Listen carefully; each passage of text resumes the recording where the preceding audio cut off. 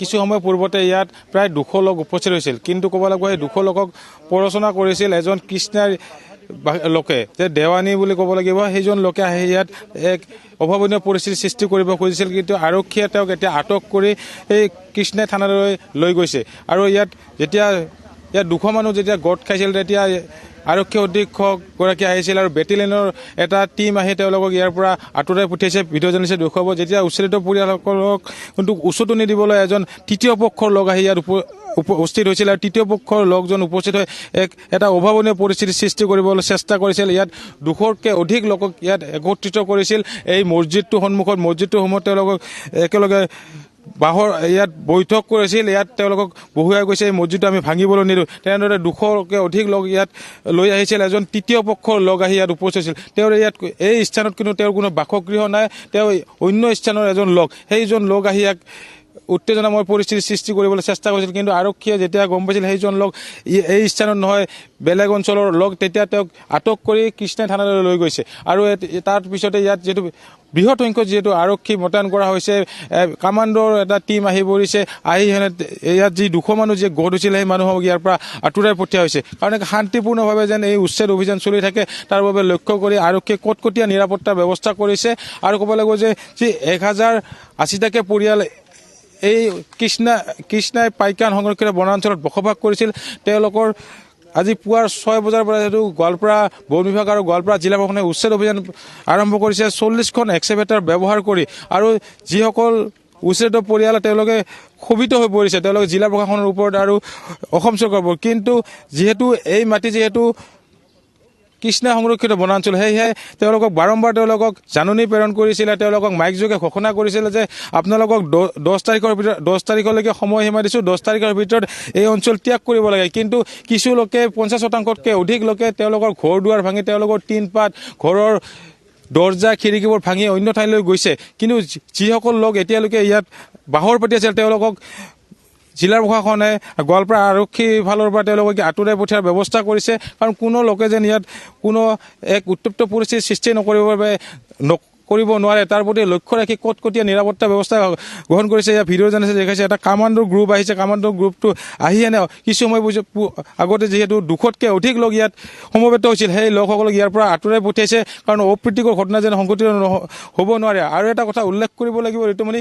কিছু সময় পূৰ্বতে আপুনি ইতিমধ্যে উল্লেখ কৰিছে, ফৈজুল আলী নামৰ এজন লোকে আত্মহননৰ চেষ্টা কৰিছিল। তেওঁৰ যেতিয়া বাসগৃহটো ঘৰৰ সন্মুখতে এক্সকেভেটৰেৰে ভাঙি পেলাইছিল, সেই দুখ বেদনা তেওঁ সহ্য কৰিব নোৱাৰি তেওঁ আত্মহত্যাৰ চেষ্টা কৰিছিলে। আৰু তেওঁক তৎক্ষণাত গোৱালপাৰা জিলা প্ৰশাসনৰ পৰা গোৱালপাৰা অসামৰিক চিকিৎসালয়লৈ লৈ যোৱা হৈছে। আৰু গোৱালপাৰা অসামৰিক চিকিৎসালয়ত তেওঁক চিকিৎসাধীন অৱস্থাত আছে। তেওঁ এতিয়া সুস্থ হোৱা বুলি ইতিমধ্যে আমাক গোৱালপাৰা জিলা প্ৰশাসনৰ পৰা জানিব পৰা দিছে। এয়া চাওক, যি উচ্ছেদিত পৰিয়ালসকল এনেদৰে তেওঁলোকৰ যিসমূহ ঘৰৰ ভেটিসমূহত কিছু লোক ইয়াত তেওঁলোকে আছে, কিন্তু বাৰম্বাৰ আৰক্ষীয়ে তেওঁলোকক কৈ আছে যে ইয়াৰ পৰা আঁতৰি যাওক। এনেকৈ আঁতৰি যাবৰ কাৰণে বাৰম্বাৰ অনুৰোধ কৰাইছে। আৰু যিসকল লোক ইয়াত সমবেত হয়, তেওঁলোকক বাৰম্বাৰ আৰক্ষীয়ে আঁতৰাই পঠিয়াই আছে।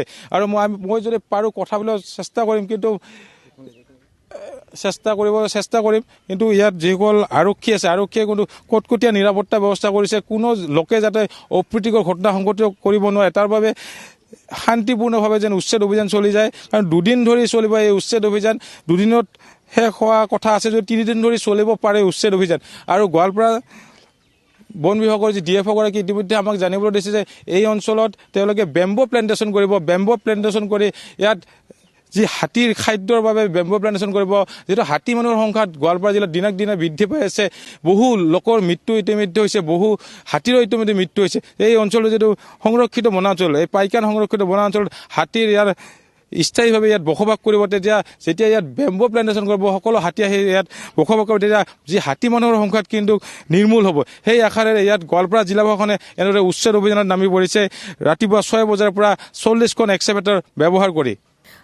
যদি আপোনাৰ আশে পাশে উচ্ছেদিত লোক আছে, তেওঁলোকৰ প্ৰতিক্ৰিয়া আপোনাৰ জৰিয়তে আমি শুনিব বিচাৰিম বিশ্বজিৎ। আৰু লগতে যিহেতু বিভিন্ন দল সংগঠনৰ লোক অহাৰ কথা আপুনি অথনি উল্লেখ কৰিছিল, আমচুৰ নেতা আহি অহাৰ কথা উল্লেখ কৰিছিল, বৰ্তমান তেওঁলোক আহি উপস্থিত হৈছে নি, বা তেওঁলোকে এই যি উচ্ছেদ অভিযান, এই উচ্ছেদ অভিযানৰ সন্দৰ্ভত কিবা প্ৰতিক্ৰিয়া আগবঢ়াইছে নেকি বিশ্বজিৎ?